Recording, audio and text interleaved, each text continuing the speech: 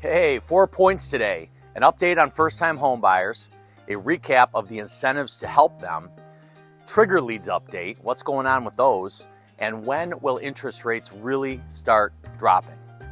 So did you know that there were more first-time homebuyer purchases in 2023 than there were in 2022? And in 2022, the average interest rate was roughly 4.66%. In 2023, the average rate was about 6.5%.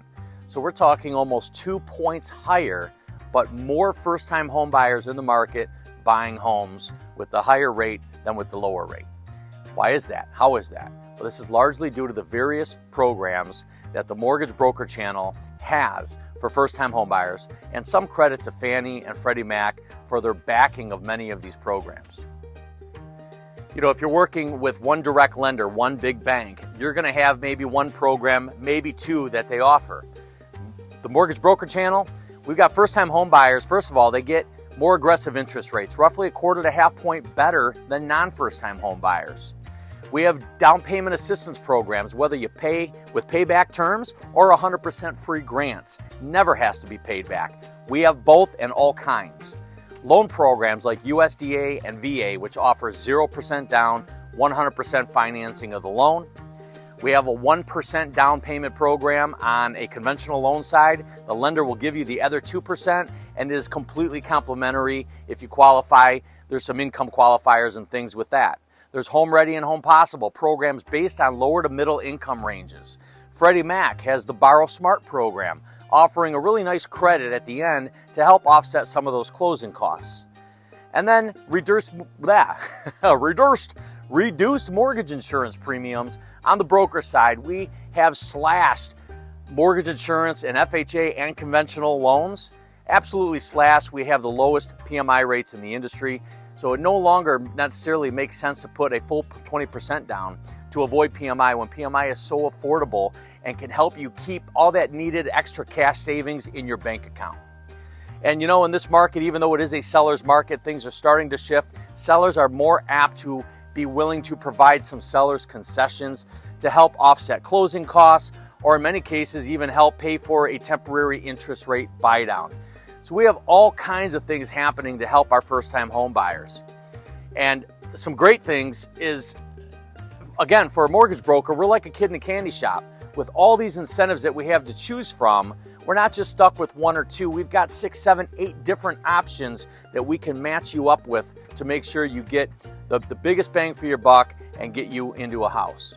And then if you're a hero working in healthcare, military, first responders, law enforcement, or teaching, we have even deeper discounts, rebates, and savings on top of the government-sponsored incentives.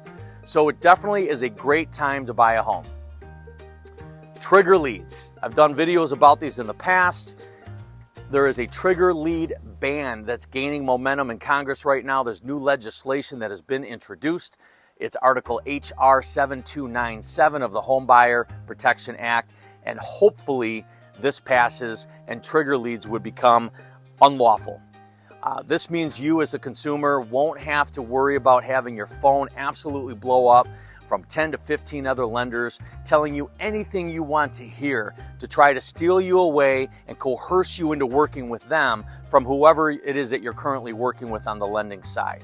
And in many cases, they will try to deceive you by sending you text messages and making it sound as if they are from the lender that you're currently working with. So they're very, very unethical, and it's just a shame that this practice even happens. It's you know, the lenders are buying this information from the credit bureaus. This needs to be banned permanently, and it just may be very soon. So we can keep our fingers crossed for that one, the trigger leads go away for your peace of mind and ours. And ultimately, what everybody wants to know is, when will interest rates come down? Well, let's talk about that. Chairman Powell says that the Fed, or the central bank, will not be swayed by political pressure, because interest rate reductions are a complicated risk balancing decision, and they claim that they will not, again, be swayed by political pressure. And they say that the ideal situation for mortgage interest rate reductions would be having inflation on a sustainable path to flatten out at about 2%. we certainly know we are nowhere near there.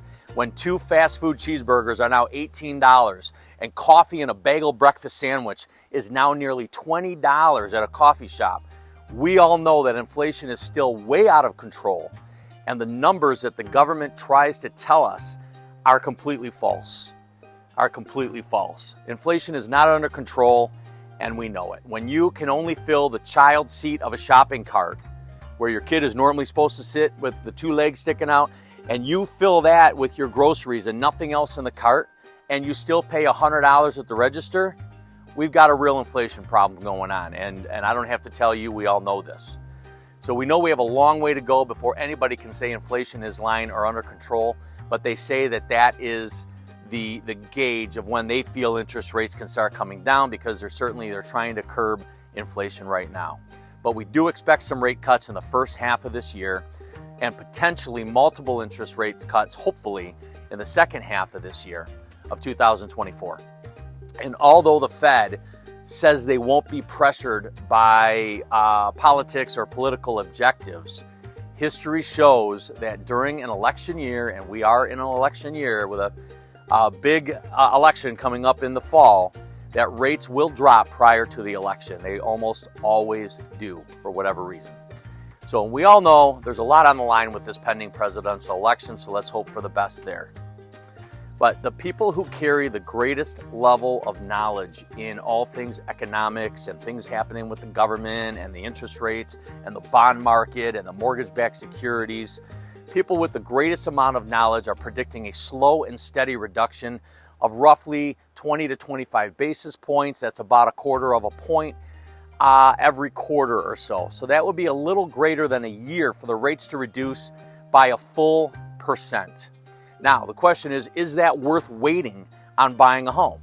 If you need one now, by saying, I'm going to wait for the rates to come down before I buy a home, I'm just going to wait. I'm going to wait for them to hit 6, 5, maybe even 4. Well, it may take a year for them to come down an entire point, at least by what everybody is projecting. So just as an example, on a $300,000 home, you put $50,000 down, you take out a mortgage of $250,000. A drop in the rate from 7% to 6%, for example, would have a payment difference of about $165 per month. Is that enough that waiting an entire year makes sense when the same homes which have a value today will historically increase by another 4% in the next year? So waiting may get you a slightly lower interest rate, saving you about $1,980 a year in interest. But you'll be paying roughly $12,000 more for that same house next year. So the bottom line is that if now is the time that you need a new home, perhaps your family is growing, you're running out of space, whatever your reasons are, then there really is no more ideal time to do it than right now. If now's the time that you need a home, now's a great time to be in the market to try to find a home. And as we don't have a tremendous amount of inventory, but we're heading into the spring, there's going to be a lot more competition in the spring. So now really is the time to get this thing going for yourself. And obviously, and of course, there will always be opportunities to refinance that mortgage to a much lower interest rate. So when the rates do actually make a worthwhile reduction. So thanks for listening. I hope these points were helpful, just updating you a little bit on what's going on in the industry. And by all means, please reach out with any questions that you may have. My contact information is here on the video. And of course, referring anybody to me to work with, over to me is the greatest compliment an independent business person could ask for.